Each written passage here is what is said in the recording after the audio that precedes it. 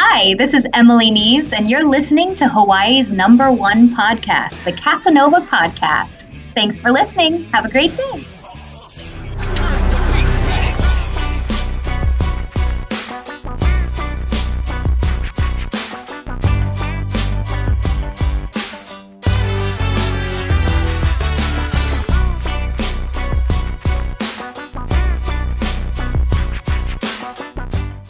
All right, and welcome everyone to another episode of Hawaii's #1 podcast, the Kasanova Podcast.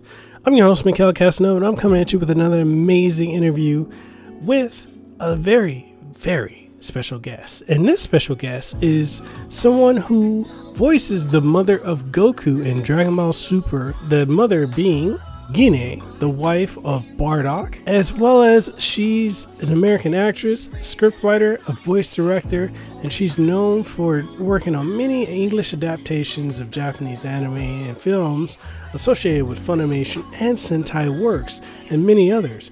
And she is the one, the only Emily Neves. Now, this is really monumental for me to have her on the show. This is an honor. It's an honor to meet someone who works on the adaptations, who actually sits down and does the grinding to get the animes to the level that we would expect and even greater. She gets to work with amazing people and just do a lot of amazing things, and I'm so excited to have her on the show. So if you're ready to do it, I'm ready to do it. Let's go ahead and welcome Emily onto the show.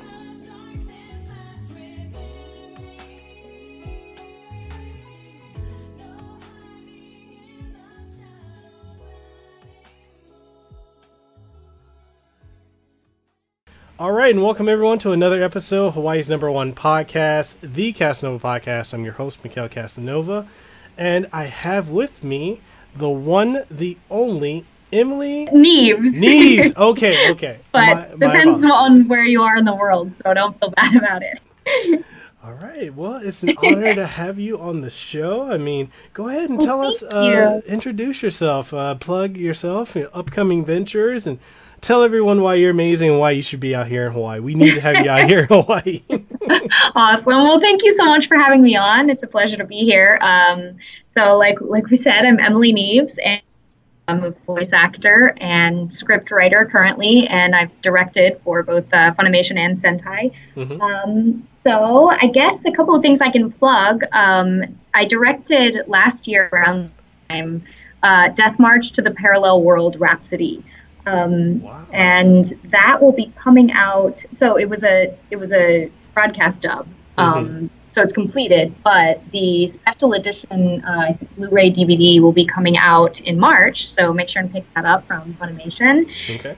And then I just something newer. I think it was just announced about a week ago that I am playing Mia in Magical Girl Spec Ops Asuka. So that's pretty cool. Awesome. Mia is this like badass gunslinger American magical girl. So that's pretty exciting. Awesome. And that's with Alexis Tipton at the helm. So I'm super excited about that. You can watch that on Funimation now. Awesome. Those are a couple things I got going on that I can talk about anyway. Awesome. And for the audience, there's a thing called NDAs that there's certain things that Emily can't speak about and things, I've spoken about this in the past, so you guys should be familiar with it. So non-disclosure agreements, there's certain things we have in the pipeline we cannot speak about. So yeah. Yes, indeed. Something I'm really excited about. I'm writing this season. My roommate is a cat for Funimation, and I'm really excited about it. It's a really cute show about a sort of misanthropic, eccentric artist, writer who gets a cat for the first time, and it's about their relationship, and it's just the cutest thing ever. So I really want to promote that. So right. I think the first episode's available right now, but they haven't made like an official cast announcement yet. So they should be doing that in the next couple days or so. So okay. There's that too. Cool. Yeah. Give us a bit of a brief background on yourself, because you work for Funimation, you've done all the directing. How did you get into being able to work in the industry like this? So, well, just a brief background on. I was born in Texas, and I kind of grew up all over the world. My dad worked for Pectin, which is a division of Shell, growing up. So I was what people might call an oil brat. And so I lived in Cameroon in West Africa, Cameroon, Tunisia in Northern Africa, Portugal, and Brazil. And then I moved back to the States. And when I was about 11 is when I started getting into acting. Acting and modeling really at first, and then I got into music and singing. And around that age is when I decided to start pursuing it as a career. So that's when I started training seriously. I had an agent. And back then it was just a modeling agent, but that's sort of how I got into the whole industry to begin with. And then, I studied music a lot during high school. I was classically trained in operatic singing in opera as a soprano. Yeah. And then when I went to college, at first I was a musical I did some theater in high school, and then went to college and majored in musical theater to begin with. And then at the end of my freshman year, decided to go the strict acting route. So I got a BFA. Wow. It's a long story. I was at college for 3 years, and then I left and worked in the industry for, 8 years in theater. And then I went back to school and got my BFA when I was 30. So, but in that time, I was a company member of a theater in Houston called the Alley Theater. And it's a pretty, renowned theater, Tony Award winning and whatnot. And it was through working there that I got into voice acting for anime. Sentai. Back then it was ADV, but they're in Houston, and I had a lot of friends who were voice actors, and they were looking for women, and so and I went and I auditioned for Stephen Foster and Lucia in Kiba, a small role, and then just from there he cast me more and more, and then I started working with other directors, and then in 2011, I believe, no, 2012, that's when I auditioned for the first time for Funimation. Oh, wow. And so I started working up here, and then a couple of years later started directing for Sentai, and then about a year after I directed for Sentai, I started writing for Funimation on a contract. And, they moved us all in-house about 9 months ago, and so now I'm at Funimation full-time every day. Oh, so that's kind of the long and short of it. That's amazing. I mean, and working with Funimation, what are some of your daily activities, or what's your workflow like? Well, that's a great question. So I'm a full-time staff writer. So I come in the morning, and let's just say, so we'll talk about a day where I'm starting an episode. So as soon as I get the materials, which means the video, the translation, mainly video and translation, I go and I have this a couple programs where I can kind of drag the translation into the video, and so I can sort of watch it with subtitles. And so I do that, and I do whatever research I need to do. If there are things that I don't know, if there are things that I'm confused about in terms of plot or character or whatever, I kind of dig around in the reference materials and on Google, and just kind of get a really good feel for the episode. And then once I feel ready to begin actually writing it, I pull up what we call a time code document. So there are people who work to prepare these documents for us as writers, where they go in and they put in all the reactions, and they sort of give us a, down to the frame where the flaps start. They, mark it all out for us, so we know, so we can just sit down and focus on writing it. Oh, wow.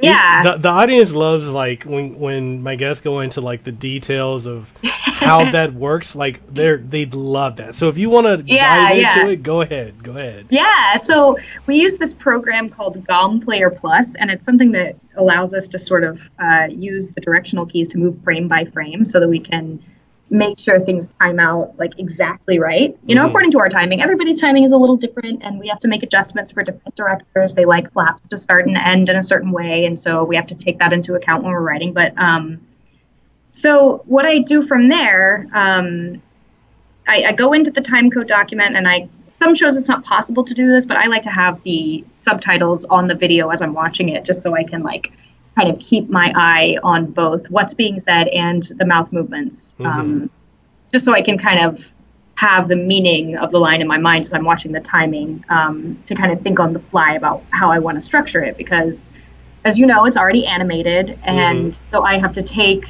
basically put the translation into my mind filter and make it make sense, make it sound natural. And so what I do is that, and then I act it out. So I kind of get an idea of what I'm going to write. I write it, I type it out, and then I go back, and I kind of back it up to about where the beeps would start in the booth. So 4 seconds before the actual line begins. And then I act the line out loud, and check my timing, check, how it flows with the lines before and after it, if they're written. So I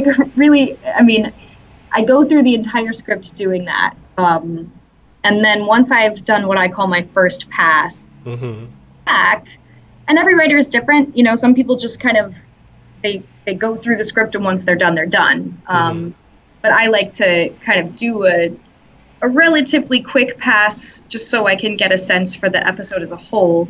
And then I go back and I fine tune. So that's why I said, I check how it flows with the lines before and after if they're written. So in my initial pass, they're not written. So, it's a little different, but then like fine tooth comb kind of check of it. I make sure that it sounds like a conversation and it doesn't sound like stilted or awkward or, like, oh, that doesn't sound like something this character would say, or all of that. So, yeah, that's kind of, in a nutshell, how it works. And I do that for 2 shows per week, usually, sometimes more, just depending on, what I've got going on, how long the show is, variables like that. So, awesome. And then sometimes, I'm still a voice actor, so there will be days where like I'll be writing and then I'll be like, oh, well, it's 2:00. I got to go record. And so I'll go hop into a booth and record for however long and then come back. And so it's cool. I enjoy it a lot. How do you manage like managing your time between between directing, writing, and voice acting? That's got to be taxing. It can be. I try to take really good care of myself mentally and physically. I try to get enough sleep at night. I try to do really good self-care. I meditate every morning. Meditation is so good. Exercise, just so that because it is mentally taxing. And, it varies season to season. Like this season, I have a little bit of right now anyway, a little bit of a lighter load.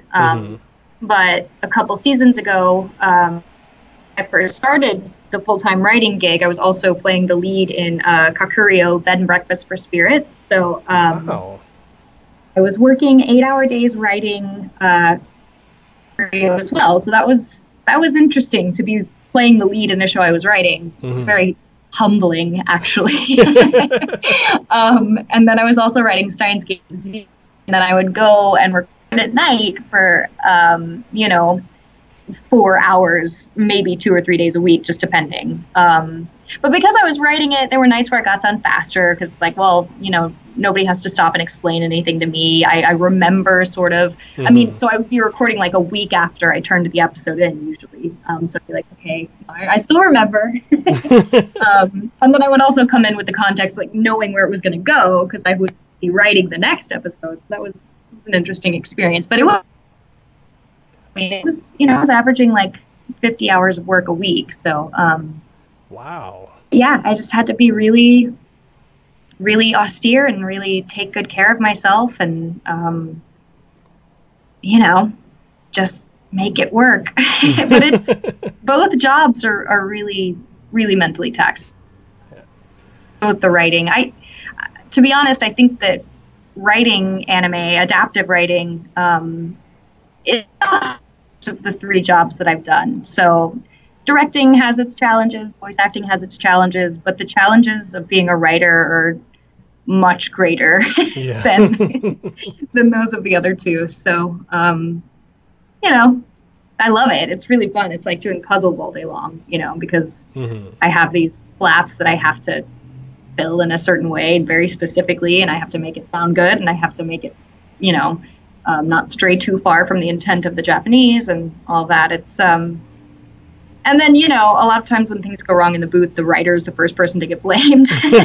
Really? So yeah, I mean, wow, it's pretty humbling. And it's humbling also to like sit with a script and write it, and then when I would go in for Kakurio, be like, oh, all bets are off in the booth. Like, it's totally different, you know, because I have an engineer, whereas like when I'm writing it at my computer, I don't. So, you know, it was really interesting and really educational for me. A great learning experience to have that kind of hands-on experience with my own work. So, yeah. Awesome. That's phenomenal. That's really phenomenal.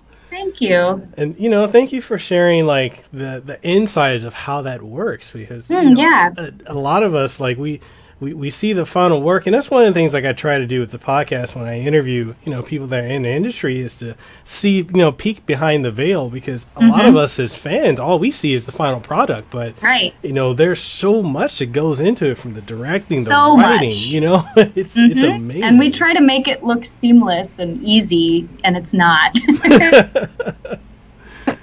It's kind of, I guess, you know, if we're doing our jobs well, then people don't see the seams. They don't see the work. It just feels the story, and that's the goal. Definitely. So, you know, you are in Dragon Ball Super, the Broly movie, and it's one of the chart-topping movies of 2019. Yes. Like, how did it feel knowing that you were selected to be in the movie and voicing the mother of Goku? That's gotta be amazing. Mean, I was speechless. You know, I auditioned, and I auditioned for a different character, and then a couple weeks went by, and I didn't, you know, when you don't cast, you don't hear back, so it's just, you're like, oh, okay, well, I didn't get it, you know, no big deal, it is what it is, that's the industry. And then, you know, Chris Sabat reached out to me and asked about my availability, and I was like, oh my gosh, and I had no idea what I was going in for. He told me, to quote him, he said it was a badass role, and I was like, oh my gosh, well, that's cool, okay, I wonder what it is. Oh my gosh. And then when I went in, and I mean, you know, to be perfectly frank, I wasn't like a huge Dragon Ball fan. I mean, my brother watched it when he was little, and so I knew a little bit about it. I knew who Goku was. I knew kind of the basic gist of the show. And when I found out I was playing Goku's mom, I was like, oh my gosh, like, this is huge for me. Like, I was floored, and I was like, I was so honored, and I kind of couldn't, I was like, I couldn't believe it.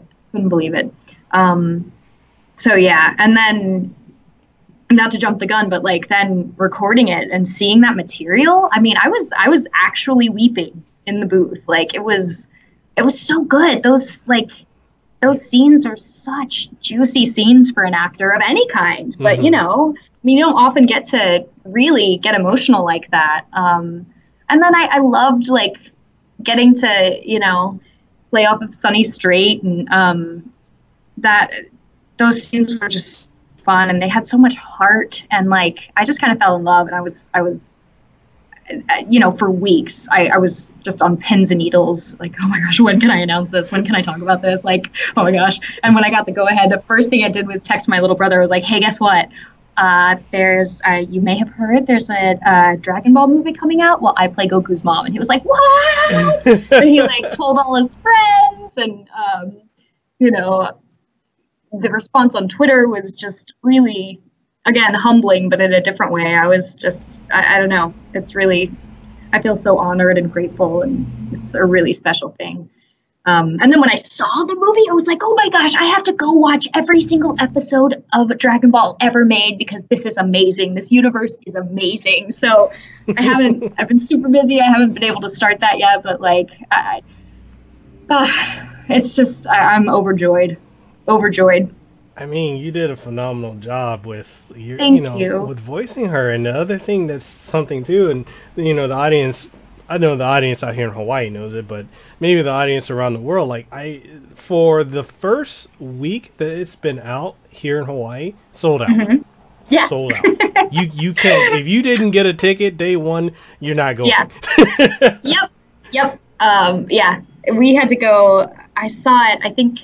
I saw it the day it came out, and we had to go to like a late showing to even get a seat. Mm-hmm. So it was so cool. It was so cool to be in the theater, and like I didn't say anything to anybody. Mm-hmm. It was just me and my boyfriend in the theater, like, oh my gosh, they have no idea. Oh my gosh, And then seeing my name in the credits, I was like, this is just. Was it like one of those moments? Was it like one of those moments where people were with you and then like your friends and family that didn't know about it, and then they see the credits and they're like, Emily? Really? No, they all knew about it. Oh. I couldn't keep it. Like once I got the go ahead to like announce it, I couldn't keep quiet, and I was like, "Mom, guess what?"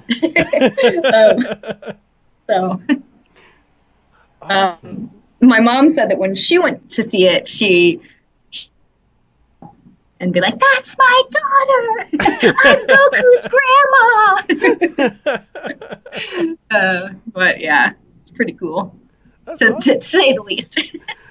Were you surprised with like the fan like response of being so positive for the movie? Like, it's amazing. Dragon Ball's been around over 30 years. I know. And it's still like monumental. I know. I wasn't surprised just because too, and I had the same sort of as a novice Dragon Ball viewer, Mm-hmm. somebody who didn't have all of that build up of being a fan for decades, and I was still affected by the film in a way that I was like, this is so good. And so I can only imagine what it must be like to have grown up on it and then go and see that film, and Mm-hmm. I mean, it had such wonderful themes. Like, it was beautiful. It was really beautiful. So I was like, yeah, no, it makes sense.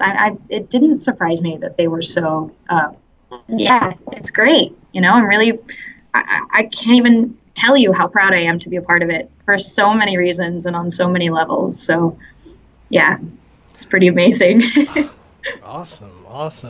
And I know, out of respect to your time, I'm winding down to the last two questions. Cool.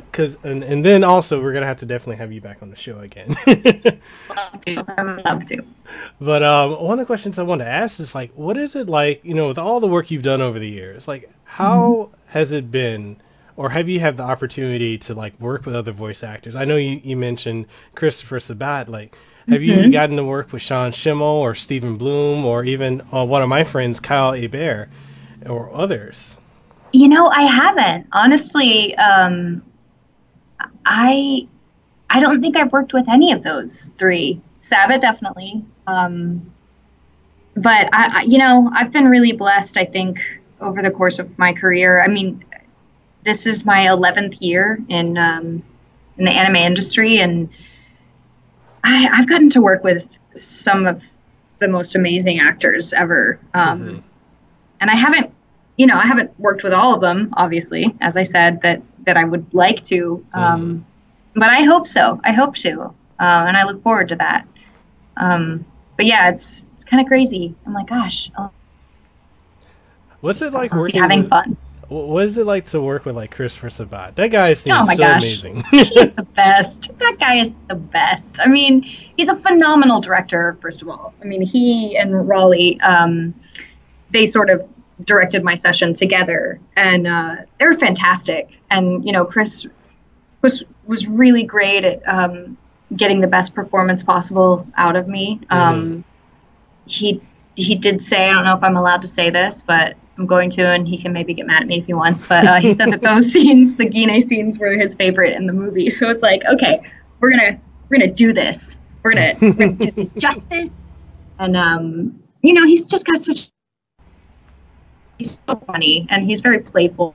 Always appreciate in anyone I work with, but particularly directors, because it's a hard thing to do. Like, voice acting is hard. You're alone with headphones and people's voices in your ear, sometimes not. And so the more positive the environment and the more kind of joy and playfulness that a director can bring to the room, like it makes all the difference. And he was, and he's like that just in life too, like just full of joy, and he kind of spreads it wherever he goes. Mm-hmm. So yeah, I'm really grateful to have more in the future. Awesome. You know, one day, hopefully I can get him on the show. He's very hard to get in touch with. Like I bet. I'm like, I have no idea. I've reached out to my friend Richard Epcar. He said, next time I see him, I'll say something. And I was like, all right. That guy's, he's just so busy. Like he is flying all over the country and the world, you know, all the time. Like he's a mover and a shaker, as they say. So I can imagine. Definitely. Winding down to like the last question, like what advice would you give to fans and the audience here that are listening that would want to try and audition for roles or send in voice auditions, or even want to get into like the writing and the directing side of animation and whatnot? What advice would you give?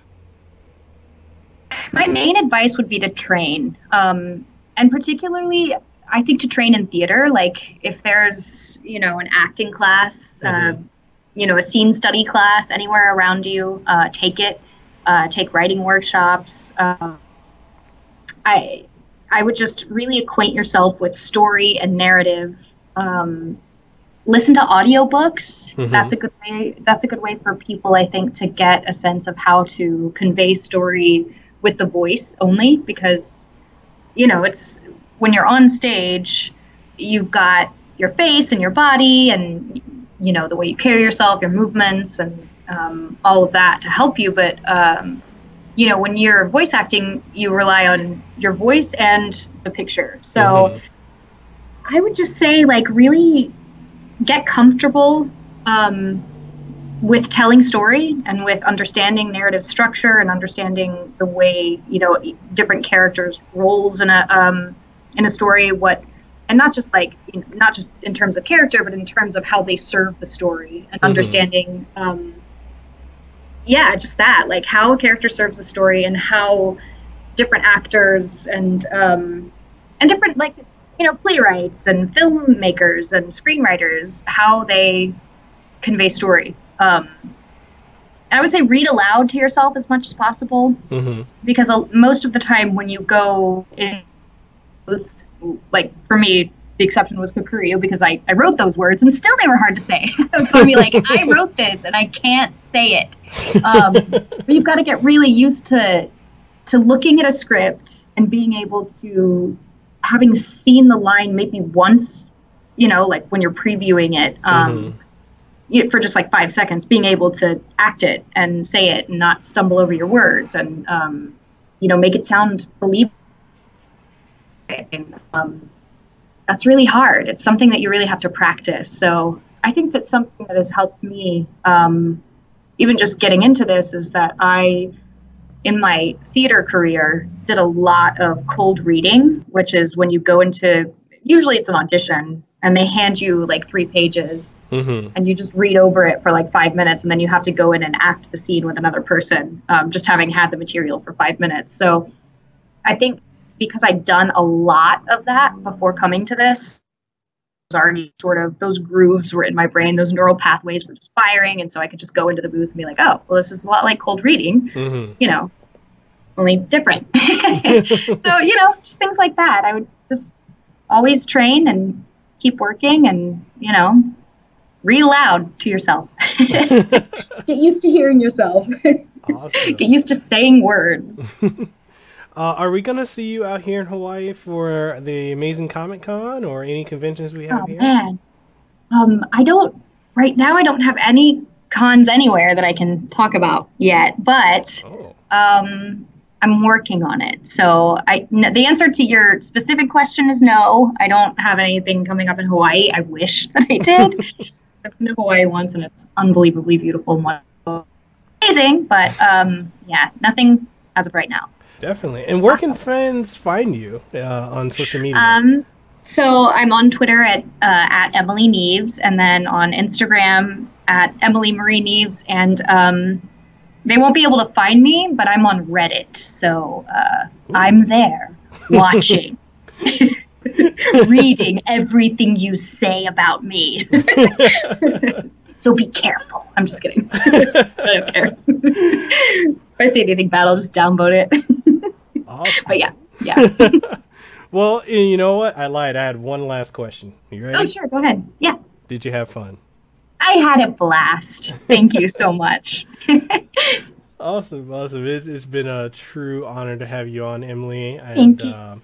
Everyone who's listening, thank you guys for listening. Thank you for watching. When this goes up on YouTube, you'll be able to catch this also on iTunes, Spotify, TuneIn Radio, Stitcher, Google Play Music, Google Podcasts, coming soon to iHeartRadio, and very soon will be on Sirius FM radio as well. And at one point, whenever they approve it, because I got the email, they said it's eventually going to be on Podcast One. So nice. Yes, you'll be able to catch it there. It's the Kasanova Podcast, Kasanova with the K, #1 podcast in Hawaii. And with that being said, Emily, anything you want to leave the audience with? I just want to thank them for and hope to meet them all in the con at some point in the future. Definitely. We'll make sure to make that happen. Woohoo! All right, and thank everyone for watching. We'll catch you on the next one. Did you enjoy this episode of the Kasanova Podcast? Well, I hope you did. And if you did, please make sure you like, share, comment, and subscribe. And let us know what we can improve upon, what you liked, what you didn't like, and all that good stuff. And just make sure you always have a good time. That being said, this is your boy Mekel Kasanova, Hawaii's favorite YouTuber. I am signing out, and I'll catch you on the next episode.